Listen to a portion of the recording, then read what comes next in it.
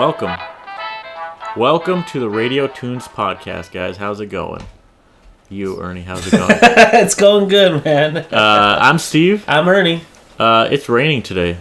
Yeah, you might be able to hear it. Yeah, it's probably going to come up in the background, so it's kind of like a nice ambient sound in the background. You guys will feel the rain on the podcast through People in Los Angeles, when it rains, they lose their minds. They just freak out. They forget how to drive. They really, yeah. I will say they really do. I will say, love the little ambient noise that it gives you. So when you're going to go to sleep, it's kind of relaxing. I love that. Makes me want to pee. Dude, we just started recording. You can't pee.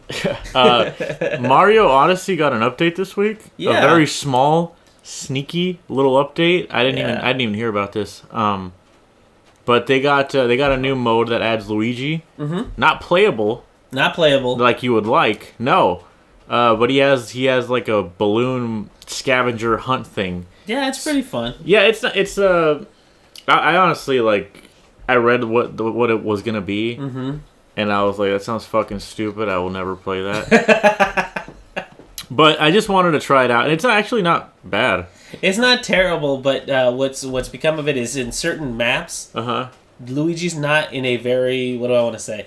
He's not in a very good spot for hiding things. Okay. It's like open field. Right. So the best you can do is run like hell until the timer runs out and hide your balloon as far away. So then it becomes let's see how far I can get, and maybe somebody won't make it to my balloon. Yeah, some people have actually put it in really out of boundsy looking places. Not out of bounds, but really weird places, and it's actually been kind of a challenge to get to them. And I will say this is the genius part.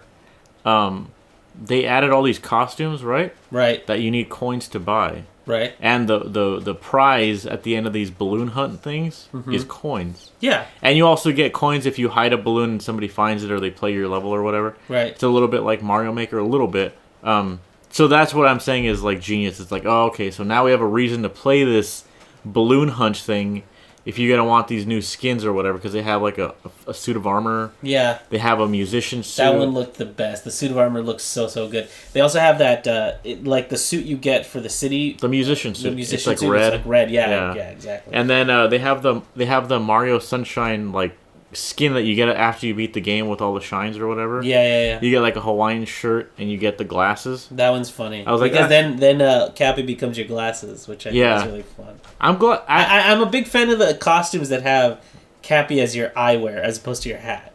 Oh yeah, the scuba, the little scuba snorkel thing. Yeah, the snorkel. Yeah. Yeah, I was gonna say I'm happy anytime they acknowledge that sunshine exists. You know what I'm saying? I feel like they kind of forget about that game sometimes. So there's good things about that game that I think people tend to ignore just because the game kind of was wrapped up in. Well, I don't want to say the good parts of that game was when you're up high and you're using FLUDD to do all these cool platform jumps. But where it failed was when they did the Yoshis and things like that. People tend to focus on. I don't think Miyamoto was involved in it. No, I think that's a big part of it. Yeah. Oh. People I think the main gripes people have with it, are Yoshis and any level where you just have to clean shit. Yeah. Or some of the bosses are pretty annoying. That first Stingray one was pretty annoying. It's pretty unanimous that the levels where they take FLUDD away from you and you're just jumping. Yeah. People are like, yes, this is great fucking gameplay right here. But I will say this about the Luigi thing is I think it's really clever that I think you mentioned this, that they added a bunch of costumes. They did something they didn't have to do, where Luigi reacts to every single costume change you ever had. So, for example, if you dress up as Luigi, he'll have some speech about, oh my gosh, there's two of me. Oh, wait, bro. And she's like, you're just wearing my suit. Nice. Right.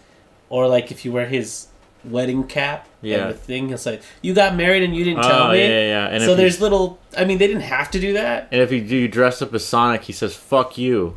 Is that what he says? No, I'm just kidding. We used to have a game called Mario Camp Mario or something. Camp Mario.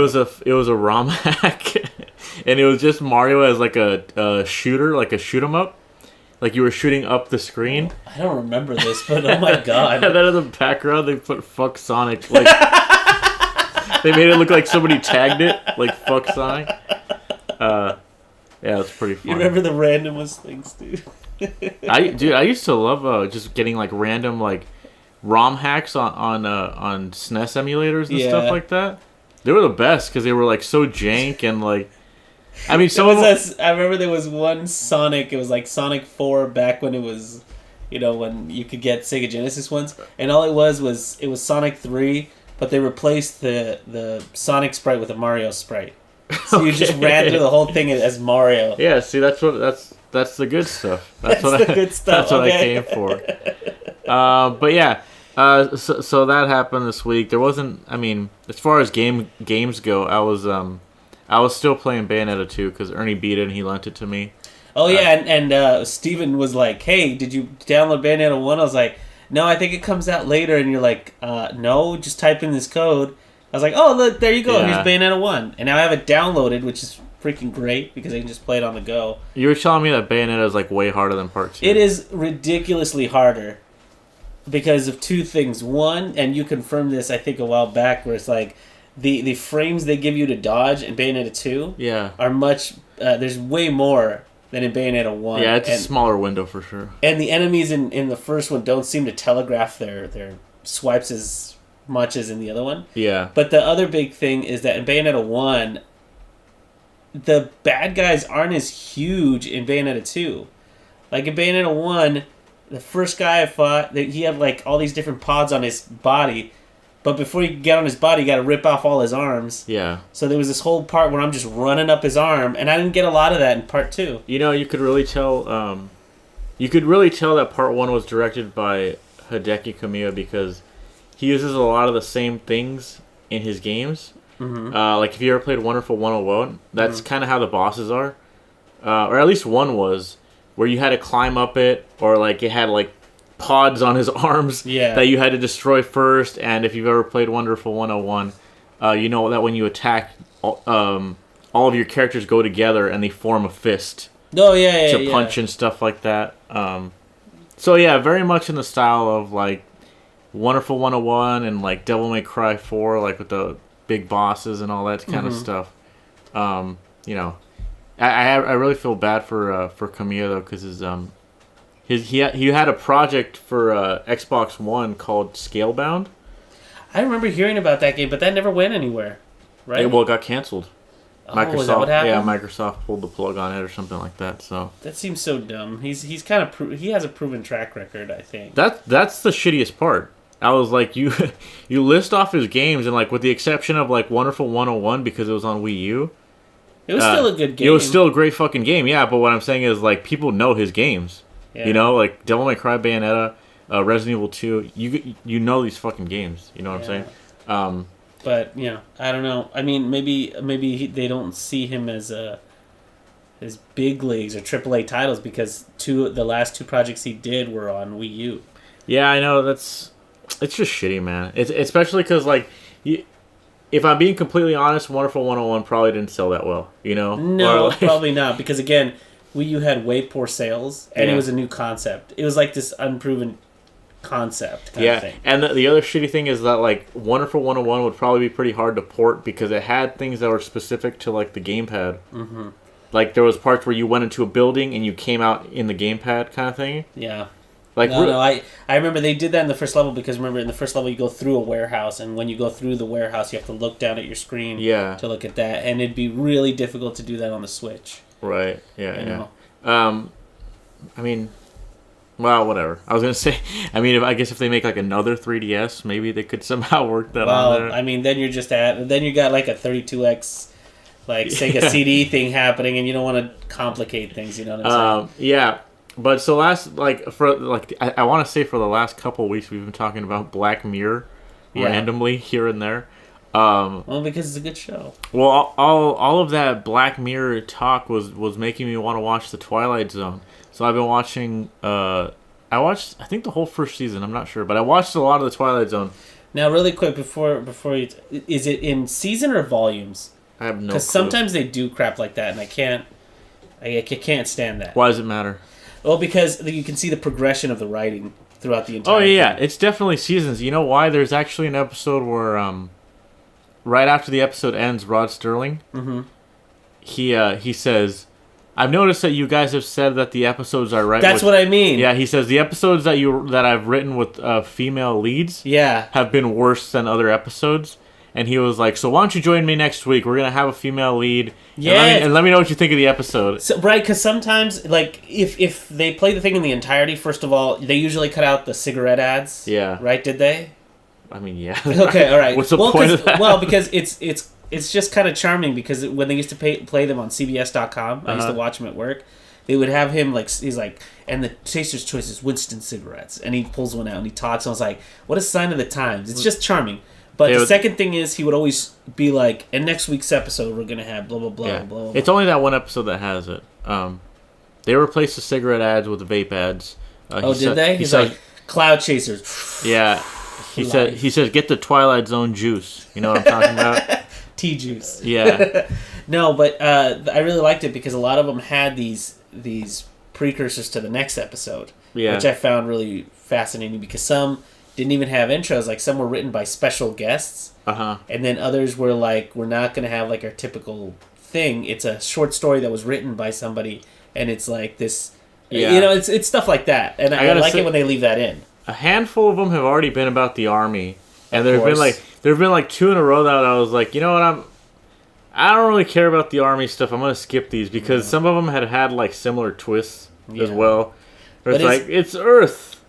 It was Earth the whole time, and it's like, okay, you're right, I get it. Isn't it fascinating in a lot of those that what they're talking about in those episodes can be interpreted as PTSD, which at the time wasn't like considered a real thing. Is that true? Well, people only now are recognizing it. Like, well, not when I say now, not this year. I mean, like, in the last few years, they've been recognizing that people come home broken mentally, you know? Oh, yeah. But before, it was like, suck it up, man. You came home and now you're a man from war and blah, blah, blah. You know, it was a whole toughen up. Well, I haven't seen any episodes that have really focused on that, but that's maybe because I skipped a few. Yeah, well, they do a lot of Army ones. Yeah, but there have been a lot that are just like the kind of like lesson, or like what is to be learned from it. Yeah, still pretty much applies like today. You know what I'm saying? Like, there's an episode where a guy goes to Mars. Have you seen that one? There are several where people go to Mars. Okay, but this guy goes to Mars, and he finds out that the people there look exactly like human beings. Okay. Because that's what the budget allowed.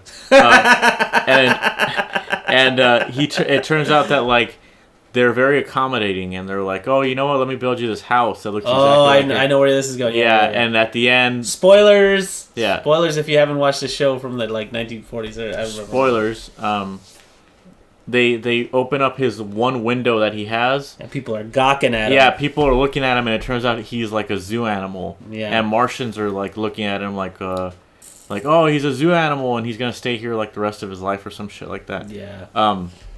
But the kind of lesson I guess you're supposed to get from that is that like, they look like people, they act like people, and they're just as savage as human beings. I guess that they like people don't change. Yeah. Basically, all kinds of organizations of creatures are going to act the same way or something like that. I guess is what you're supposed to get from it. But I don't know. I'm really enjoying it so far. There's definitely a few stinkers though. That episode in particular to me.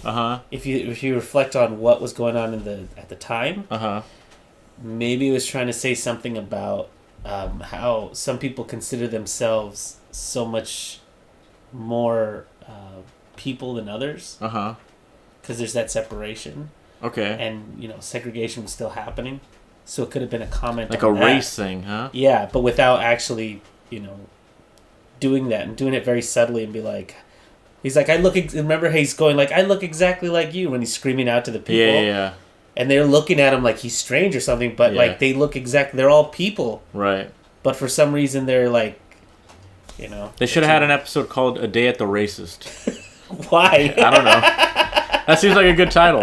I don't know. I want to. There are plenty. I don't know if you've seen it. There's plenty of ones where people are like gambling their life away at the racetrack, So you might run into a couple of those. Maybe one of those called A Day at the Races. I did see this one. Okay, this one was kind of a stinker, I will say. Okay. This guy gets obsessed with a slot machine. Oh, the one-armed bandit. Yeah. And that's a really bad one. I was just the whole time I was like, is it really just that he got addicted to gambling? Because that's fucking stupid. Like, I mean, I suppose, like, yeah, there was probably like a problem with gambling. Sure. Maybe at the time, especially with somebody like his age, because I guess, you know. Well, yeah, gambling in that scope, I think, was becoming a big problem for a lot of people. Okay, yeah. You know, and I guess, but you're right, that's such a stinker, because doesn't it, like, if I remember the episode correctly, doesn't it kind of, like, it shows up, they just place it in front of the door, and he opens, he's like, oh! Yeah. And then he, like, falls back through a window and kills himself, but they're like, he must have committed suicide. He's like, no, it was the machine. And it wasn't just that. It, like, says his name. That's right. His name was Franklin. His name was Franklin. Yeah, and it goes like Franklin. I'm like, jeez, this is again. It's what the budget would allow, Steve. Pretty much. I mean, okay, but to their credit, I told you that episode where he was like, "Oh, join us next week." Mm-hmm. They were doing these every fucking week. Mm-hmm. Like, that is insane. Like, yeah, pulling the entire thing together to do a half hour. Like, most of these are half-hour. Yeah. Shows. Pulling a half hour every day, every week, yeah. I'm sorry, every week, yeah, is pretty tough, especially if you consider a lot of these were actually shot outside and everything. Because there's this really great one where about this guy who goes out hunting, and him and his dog both die, but he doesn't know he's dead, and he runs back to, or like he gets back to his house, and he figures it out because they're having his funeral and everything. Oh, okay. But what's great is that, like, his dog and him are like, they're like, well, I guess we better keep walking. There's got to be something, you know? So he starts walking, and this guy shows up, and he's like, hey, friend. He's like, oh, you can see me? And he's like, yeah. He's like, well, heaven's this way, so let's go ahead and head this way. And the dog starts growling. And he's like, oh, sorry, sir, we don't allow dogs into heaven. And he's like, oh, why not? That's kind of messed up. He's my hunting dog. Me and him have been blah, blah, blah. He's like, well, I'm sorry, sir. This is the only way into heaven. And blah, blah, blah. And he's like, well, you know what? He's stuck by me, so I'm gonna stick by him. We'll be fine on our own. Walks away. A little bit way down the road, he sees another person. He's like, hey, we've been waiting for you, man. Welcome to heaven. And he's like, oh, we told the guy down there. He's like, we're good. I mean, you're not gonna allow my hunting dog. He's like, who told you that? We take dogs. We get everybody into heaven. It wouldn't be much of heaven without dogs. Turns out the other guy was Satan. Ah. And it's like, you know what? Your best friends. He's like, man's best friend has always been dogs, and treat them right and blah, blah, blah. And I was like, oh my gosh. I got so, like, it was so heartwarming. But the whole thing was shot outside. I would have loved to have seen Rod Sterling with the dog at the end. You know? It's a good boy. Yeah. This is my dog. This is my dog, Twilight. This is Chesterfield. Yeah. He only smokes Winston cigarettes, yeah. This dog. But it's a good episode. But, like, trying to... if anybody knows anything about production, shooting outside is horrible because you got to wait for the lighting and blah, blah, blah. Uh-huh. So since a lot of this was shot outside, doing that within a week... Yeah. Like, you know... How many episodes are there? Like 100 something, right? There's over 100, I believe. Because every season is like at least 30 something episodes, and there's four or five seasons. Like, there's gotta be more. So there's there's a shitload of episodes. What's crazy is when you see the difference, because, like, again, remember how I told you in chronological order, some are shot in film, some are shot with studio cameras, and you could tell the difference, and it gives a weird vibe. The one in particular that was shot on broadcast, like, cameras or whatever, was this Santa Claus episode, which is really, really I know what you're talking about. Yeah, I know what you mean. I didn't know this, but, like, I guess when you shoot with film, it's like the lowest grade of film is apparently higher resolution than 4K. Something about how I'm not an expert on this, but I did read an article like a while back. I kind of forgot about it, but there's something because of the fact that it's like a chemical reaction that's making the photo as opposed to digital pixels. Mm-hmm. You can only fit so many pixels or whatever onto like a camera. Right. But the actual like that's why people still use film to photograph things, because the grade of it or the quality of it or whatever is like way better than you can get with digital. You can scale it up like way bigger than you can pixels or whatever. But I digress. Well, just to do a point on that, Did you ever wonder how you were able to get all these old films and transfer them? No, up to, yeah, like, that's what they were saying is that like. What I hear is that they just literally they take the film and they scan it in. Yeah, but as a high resolution. But as a high resolution image, so they're literally just going square by square and like re-scanning everything to do a better picture. Yeah, which is crazy. All these shows that were like digital, like from the 90s, are still 4:3. Yeah, that's another thing I was wondering too. I was like, how do these older shows get widescreen? Mm-hmm. Like upgrades somehow when they fucking like were on 4:3. It's because it was shot on SD. Yeah, it's because of the film. Like they have bigger shots and stuff. Remember you and me were watching Friends. This is such a weird story. We're watching Friends, and in Friends sometimes like not all the friends could be there, so they have stand-ins. But because the stand-ins are off camera, you never notice it. But now since they made like Friends widescreen for some of them. Like, you've been pointing out every so often, he's like, that's not Monica, that's some brunette, redhead, or like some redhead. Oh, really? Chick. I don't remember that. And you can see boom shots, too. Oh, like, maybe. now, because, like, it's just a little bit taller, you know? Definitely that one, yeah. But as far as Twilight Zone goes, you've only watched, you said you've watched at least 2 seasons? No. You were not paying attention that whole time. I said I've almost watched the first season. I might have watched all 30 episodes is a lot anyway. Yeah, But what would you say right now has been your favorite? I don't know, because I've obviously seen the ones that are like, you know, the bangers, the big ones, the top 10s that they always show on TV. The big uns. Yeah, you have William Shatner in that Something on the Wing. Yeah, that was not great, though. I like that episode. They also have There Was Time Now, which is the guy. Yeah. That's a pretty great episode. I mean, it's been parodied a lot, but... It is, and the actor that's in there has been in like 3 other ones. Forget what his name actually is. Something with a B is his last name. Johnny Reads a Lot. That's his name.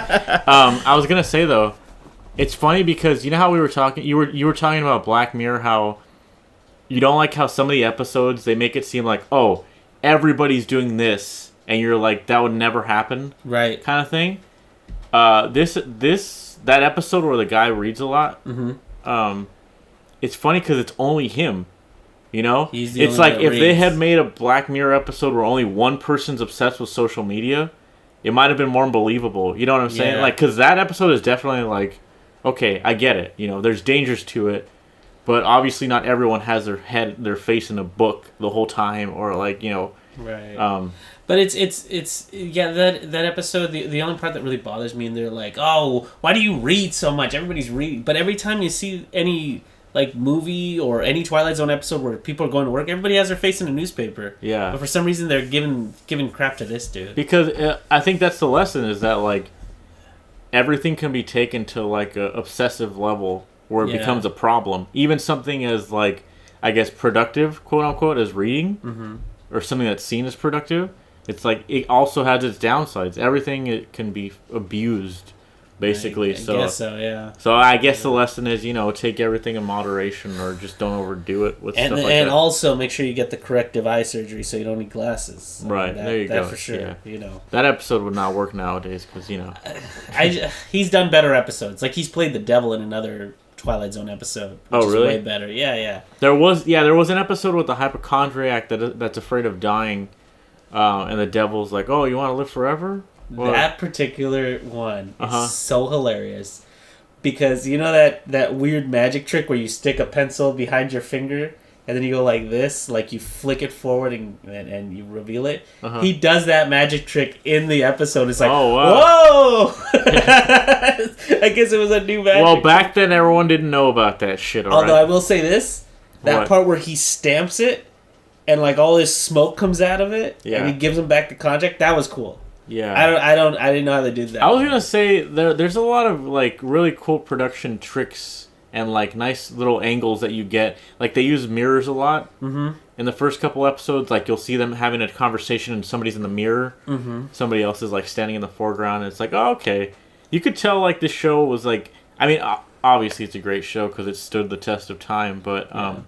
It's just cool to see that, like, wow, they had all this know-how and all this knowledge of, like, filmmaking back then. You know what I'm saying? Like, I mean, I guess that's a weird thing to say because it's fucking obvious. But I I do like that episode. So I'm going to tell you how that episode ends right now because I was a bit disappointed. So that episode in particular ends with him getting life in prison. He can't die, and he's getting life in prison. You talk about the hypochondriac. Yeah. Yes. But it was funny because as I was watching it, I kind of guessed the ending, and I was like, I kind of like shoot it away from my mind because I was like, no, I want to see what happens with him in the electric chair. And it turns out, obviously he doesn't get the electric chair. So I was like, fuck! Like, I really wanted to see what would happen if he was alive in that electric chair just getting, like, electrocuted the whole time. So, whatever. A bit disappointing, but I was like, I get it. There's a lesson to be learned here or something, like, I get it. I still think that wasn't, like, for example...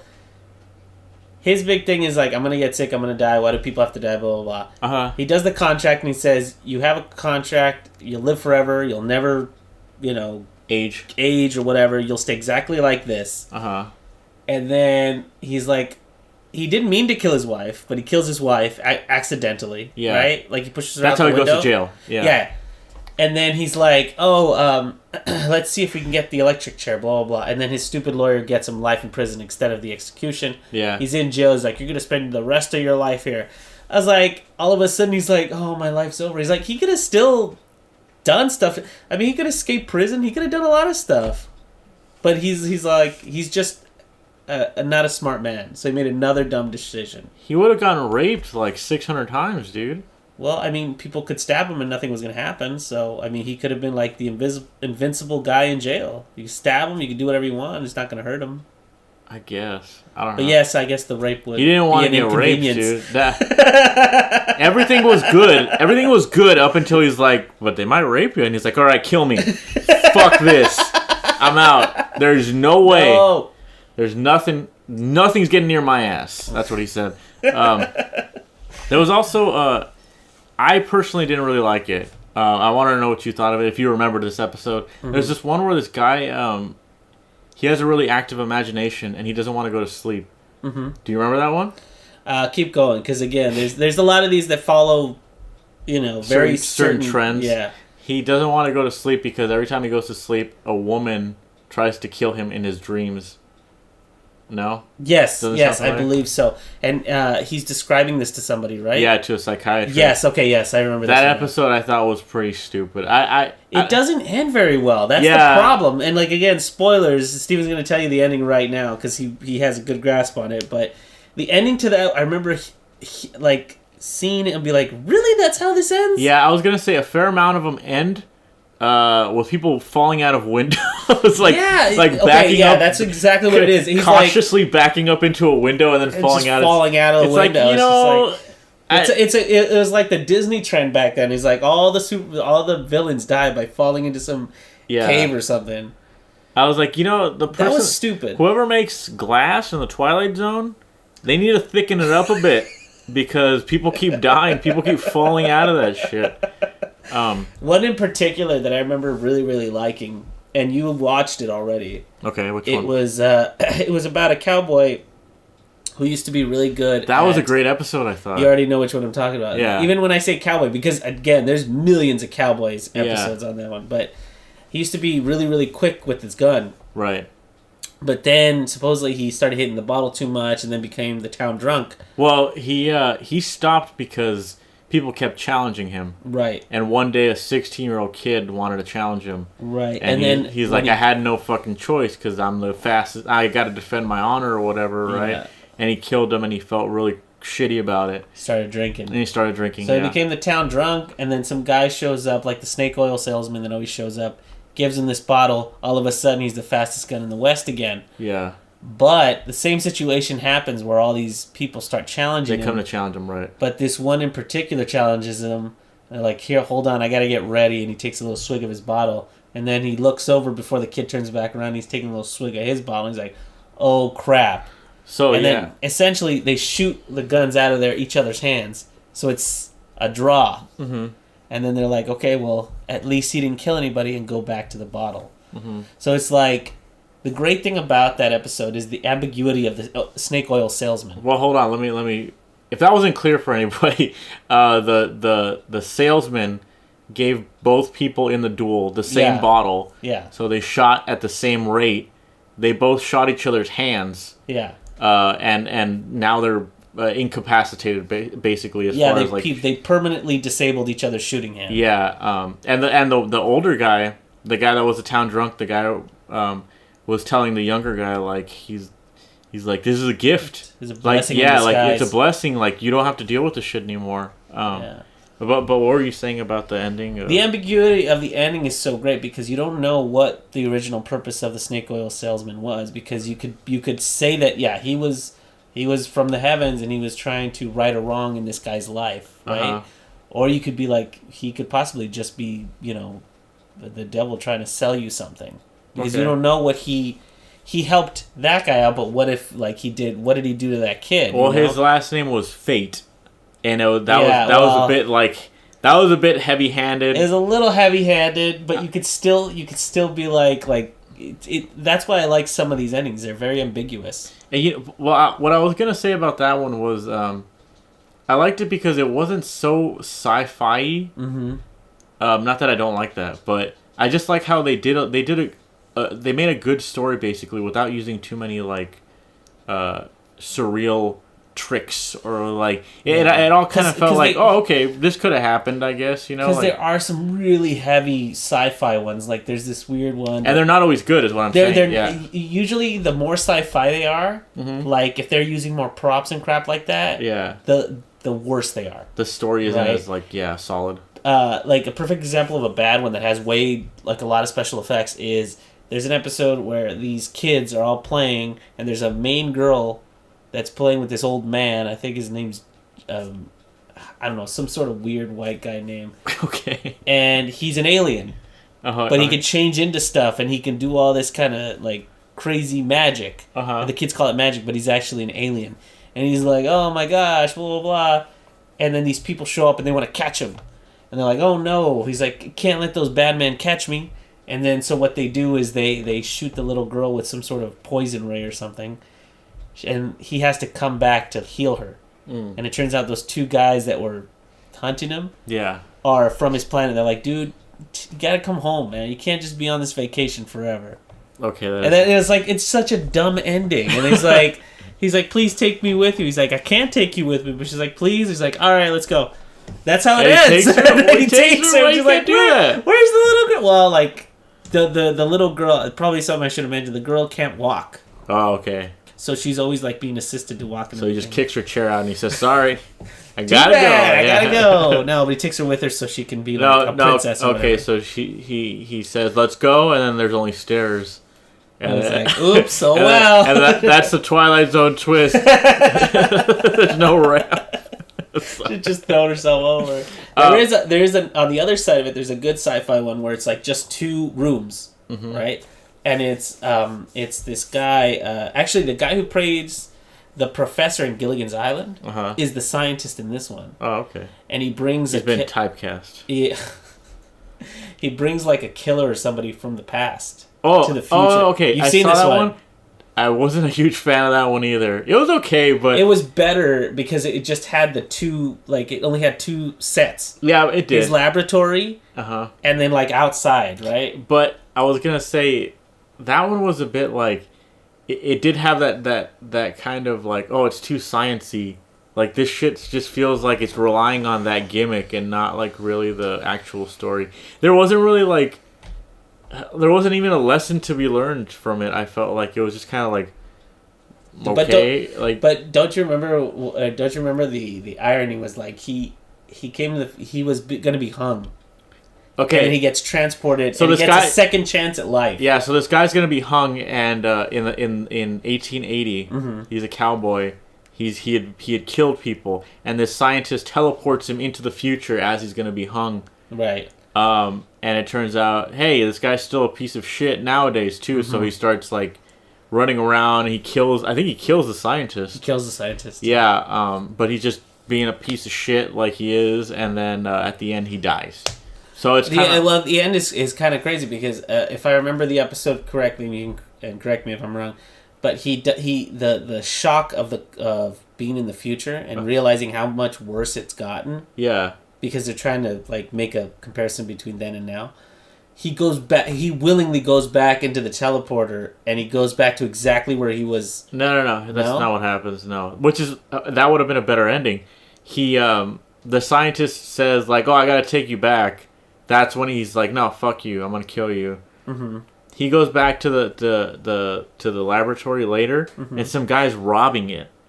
Some guy's in there like, oh yeah, that's right. He's just like, oh, it looks like you got here before me. Good job, you killed the scientist. Let's look around and loot the place.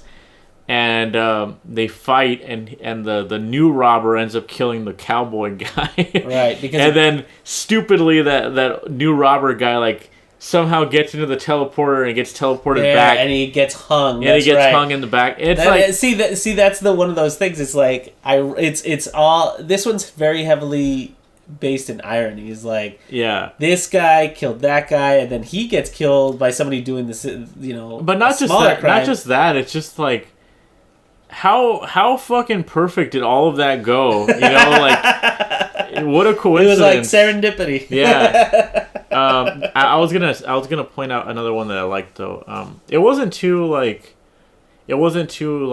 preachy or anything like that, but it was an episode where this guy can change his face. Mm-hmm. To look like anybody he wanted. You told me about this one. Yeah. And so what he does is he'll get newspapers and he'll look at their faces. Those faces on the newspaper. Sometimes it's like deceased people or somebody who's been in an accident. Mm-hmm. He'll change their face and he'll basically take on their life for a little bit as long as he gets something out of it. Mm-hmm. I really liked that episode. It was actually shot kind of crazy. There was scenes where like it was a Dutch angle. It was a Dutch angle, but there was other times where it was like, oh, he's going through a city, he's looking at all these signs, so let's put him in the... It's like you could tell, like, that's not... Oh, so he's, like, running in place and all the signs come at him and stuff? Kind of like that, but not really. But I really liked that episode. He goes around just, like I said, taking people's lives or whatever, mm-hmm. and then he ends up taking the wrong life. It's like this guy that's, like, screwed over his family at home, and his dad sees him on the street, and he's like, oh my god, it's my son, like you totally ruined our family, and fuck you, and you suck, and all this stuff. And he ends up at the end like running from the cops, and he runs into that dad guy again, and that guy's just like, you know what, dude, I have to kill you. Like, fuck you, you ruined our family, and you obviously don't care about what's happening to us.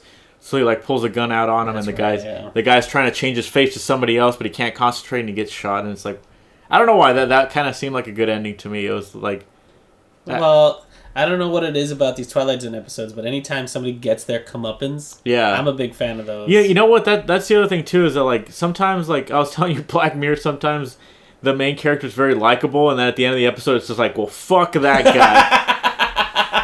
I don't feel like that's the case with the Twilight Zone. It's usually like if they deserve it, they deserve it. It usually like. Yeah, that's what will happen. Which is why something about like cosmic karma and stuff like that really works.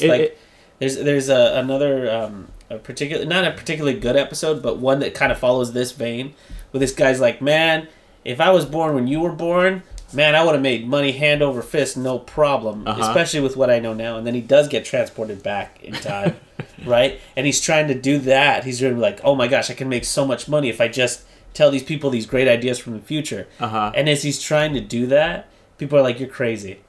That'll never work. He can't get anybody to believe him and invest money. So even though he has all these great ideas of things that will happen, he doesn't, like, the people that he talked to were people who knew what they were talking about, right? Right. So they knew how these things work. They knew how these mechanical things were put together, like they were inventors. He would just be like, I just have that idea.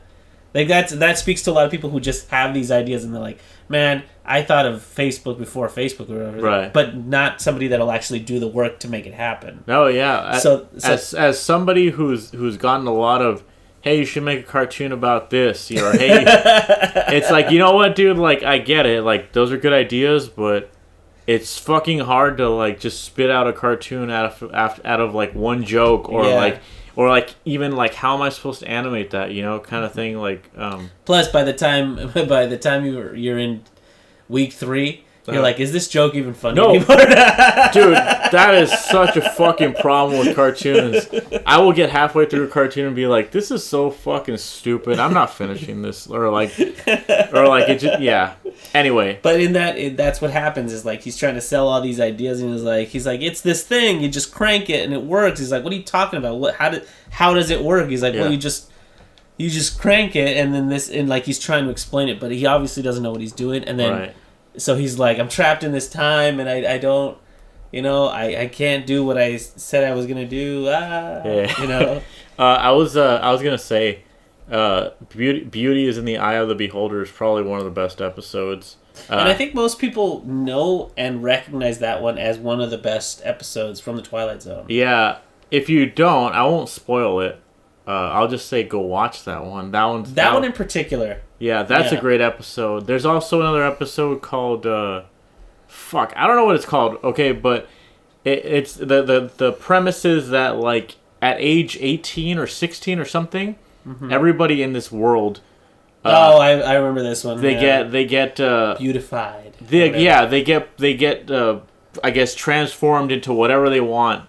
As far as like these like, what am I trying to say? Like these pre-made human. Yeah, it's not whatever you want. It's like women will be this waist size, they will have this bust size, and they will have this, and they'll be this tall, and all the men will be this tall, and they'll have blonde hair, blah blah blah. You get to turn into quote unquote like a perfect person. Yeah, and they have like numbers on them. Mm-hmm. So like when the girl's like looking at him, she's like, "Oh, I want to be number 11 or I want to be number 12 or something," and they're basically just like Barbie dolls up on this rack, and you get to choose whichever one you want to be. Right. And they have to have their names printed on the front of their shirts because so many people look alike. So you can tell them apart. Yeah, and the episode is about like this girl who doesn't want to undergo the transformation, and they're telling her like what the fuck, like why wouldn't you want to be beautiful like everybody else, and all this stuff, and she's. By the way, that episode is where I learned the word homely. Because it's a polite way of saying you ugly. Yeah, pretty much. Yeah, they're telling her like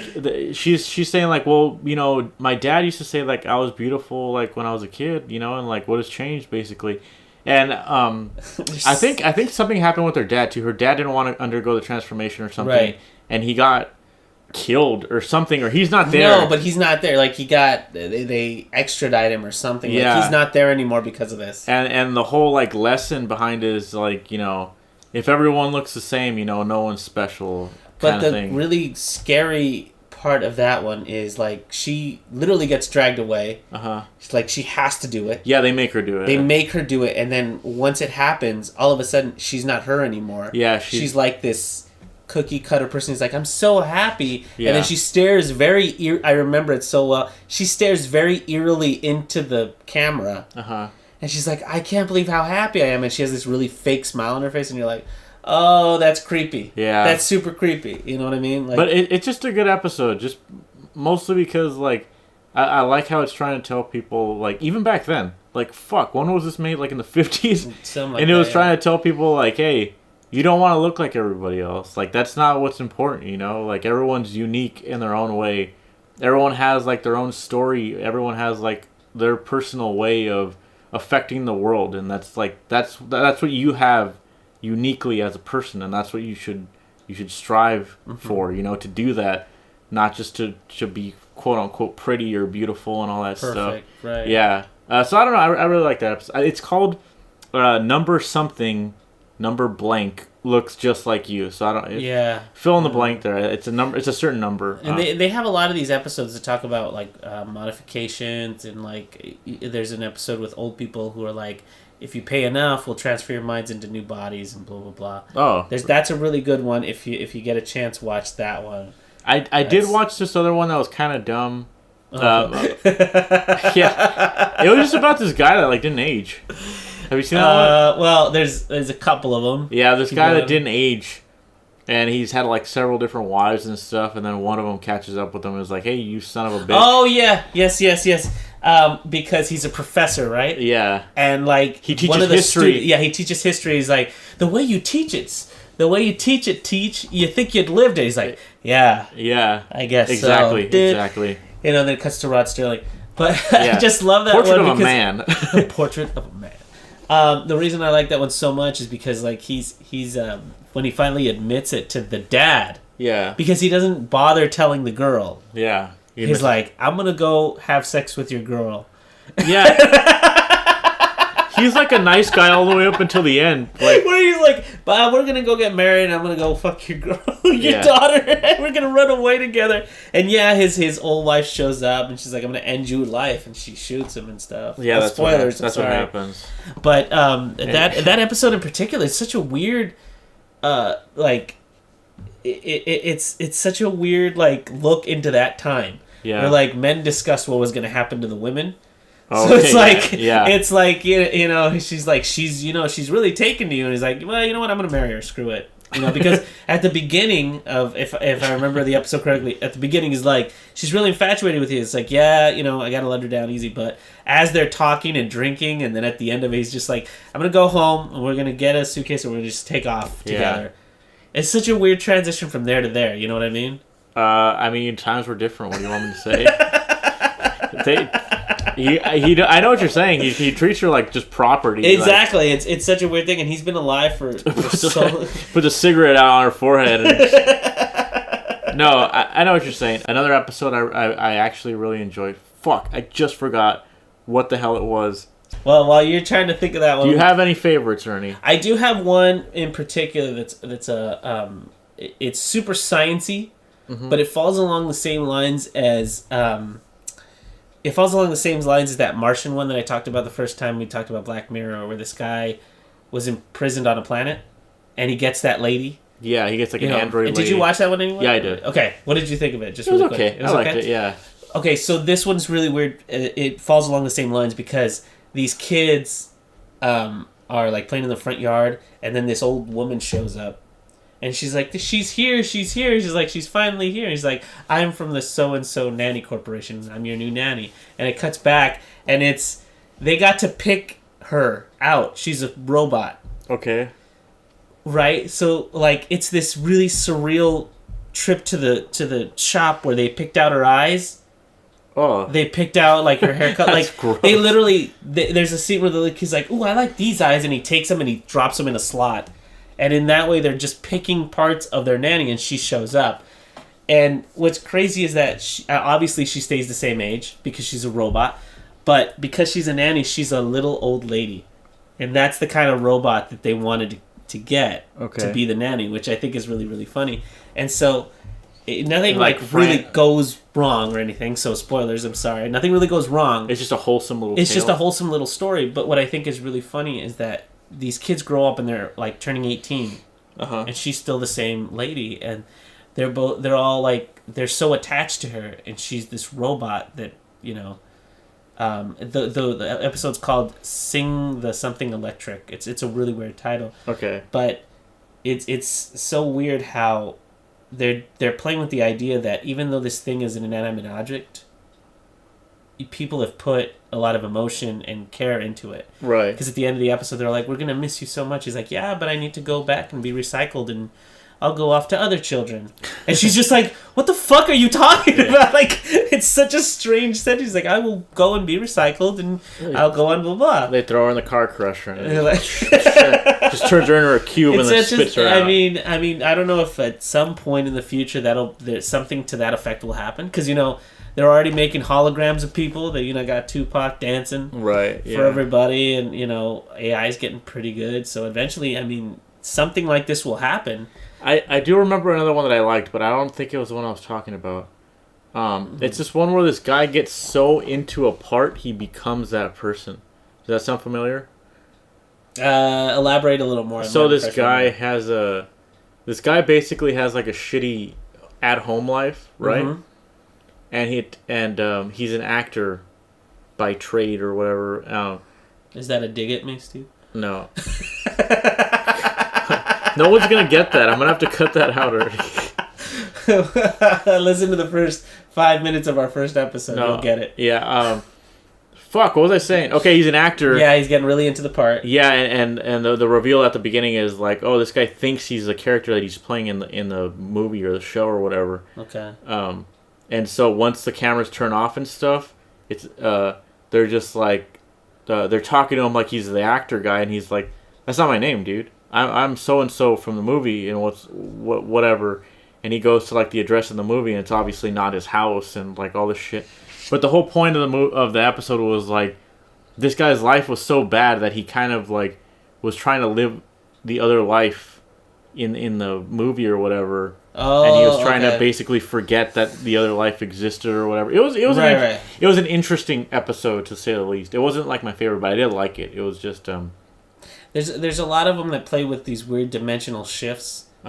There's another one where this guy is like he has a normal 9 to 5, and he doesn't like his wife and blah blah blah. And he's like, man, I wish I could just get away. And then he hears the director yell, "Cut!" That's the one. That's the one. Yeah. Is that the one? Yeah. It's such a weird thing because then he goes to his Hollywood home and his wife hates him. And blah, yeah. blah, and he's exactly. Like, I gotta get back to my world, and he shows up back at his desk and he like transports and blah blah blah. There is something along those lines, and this will probably be the last one I talk about because it's just such a weird, surreal message. Okay, go for it. And it has to do with kind of the work ethic of the modern man, and modern man, I mean like at the time, and like in this time period, he's at this board meeting and things aren't going the way he wants, and his boss is like, "You gotta push, man, you gotta push." Okay. He's like, "You gotta always be wanting more," and then he's like, "Man, I wish for a simpler time," and blah blah blah. So he gets on this train, and as he's going through the train, he falls asleep, and when he falls asleep, the conductor wakes him up. He's like, "Hey, we're here." I know which episode you're talking about. Yeah, right? Yeah. He wakes up in this simple, town or whatever, where like kids are still playing with the stick and the hoop and kicking the can and blah blah blah. Yeah. And then he wakes up and he's back home where his wife is like treating him like garbage, and she's like, "You should be trying to be better and get more money." Blah blah blah. Gets in the train again, and then stops at the same place because he falls asleep on the track or on the train, and then at the end of the episode, you find out he stays for the last one. He stays at the really nice town, right? And the name of the town is something weird like Pleasantville or something. Mm-hmm. And then you cut back to the real world, and it turns out he jumped from the train and killed himself. Yeah, I remember. And then when they close the door to the ambulance, it says Pleasantville Hospital. And I'm like, what are they trying to say in this episode? Yeah. it was a bit strange.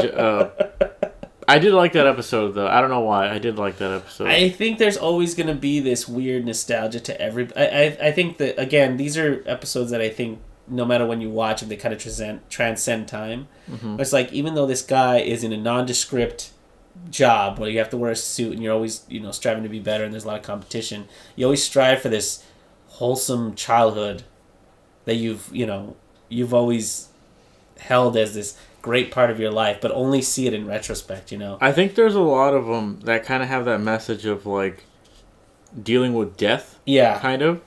Like that one where the guy is, he doesn't age. Right. He tells the guy, he's like,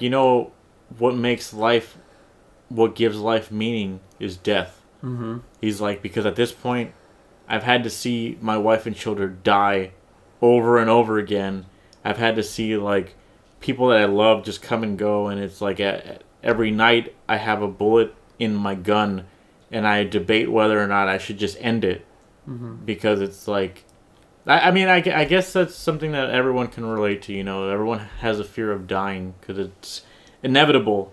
But it's true what he says. It's like, that's what makes life worth living, is that you only can live the amount of time that you have. Yeah. Right. I think a lot of them deal with that, especially ones that have this like weird eternal person finally getting to be mortal or something like that, like when angels become mortal and blah blah blah. Yeah. But I think they chose those specifically to illustrate, like, you should really take advantage of the time you have. Yeah, now. Exactly. Because even those people who can live forever, even your hypochondriac story one. Yeah. People don't take advantage of it, and they just kind of piss it away. Speaking of time, we're out of time. Oh, so, no. Yeah. But I hope you enjoyed this episode of 1 hour Twilight Zone talk. Oh, by the way, when did you watch Twilight Zone on? Netflix. Netflix? It's on Netflix, yeah. Sweet. So, yeah, go watch it, man. You can go look those up, yeah. They're short episodes. And you know, I don't know why people get turned off with black and white, but to be honest, the black and white in this one in particular makes them spookier. Oh yeah, you know, they're definitely they're never like shock value scary. They're always like eerie, right? You know, and they might alter how you think. The good kind of creepy. The good kind of creepy. Yeah. Before we go to Ernie's been streaming on Mixer. What's your name on Mixer, Ernie? It's still Neo Ernie on Mixer. Okay. I'm part of a crew called Circus of Ego. Mostly they play like PlayerUnknown Battlegrounds, so they play that, and sometimes they play Fortnite. I've been trying to do some, I'm sketching, so I might as well stream that stuff. So there's some art sketches, and then my friend Josh, he paints little figurines. So cool. Okay. There's not just game streaming. There's other stuff. Yeah, I went on there and I saw like some guy reading a book. Yeah, there's a lot of. It was like this old guy reading a book, and people were joining in, and he even said himself like, "You guys are joining in like the middle of the fucking book, but whatever." Like I know, but everybody wants to just like read me a story, Dad. Yeah. I guess so. Yeah, I don't know. I'll be. There's no set schedule to how I'm doing it because I'm kind of just testing how I'm going to stream everything. But definitely come and check out the last one I did. Because it's up there for at least 30 days. So check that out. Let me know what you think. If you think there's something I could change, make something better, let me know. All right. Final thoughts on Twilight Zone. I'm gonna tell you guys, it's a really entertaining show. I watch it like I've been watching like 2 or 3 before I go to bed at night, and it makes me feel good. Yeah. I don't know what it is about it. It's just a nice, wholesome show that has like a little lesson to be learned in every episode. Really good writing too. But yeah, I think the one thing it has over Black Mirror is the narration. Yeah, the narration really sells the whole thing. The style of it is really good, and you know what's funny too is like back then it wasn't even really a style; it was just how things were done. But it just of course, but because like you said, all these shows did it, but this is the one that people still remember, right? And I think all of it kind of rests on Rod Serling. Yeah, definitely check those out if you can. Find the episodes we're talking about. Please watch those because those are some of the best ones. And like I said, there are some stinkers in there. Yeah. But go through it and you'll get a list. You'll get something out of all of them. I haven't even talked about like the later seasons either because I know there's episodes that I like in the later seasons. Yeah. But I'll talk about them when I actually get to watching them. Yeah. But yeah, so that does it for this week, guys. See you next week. See you next week, guys.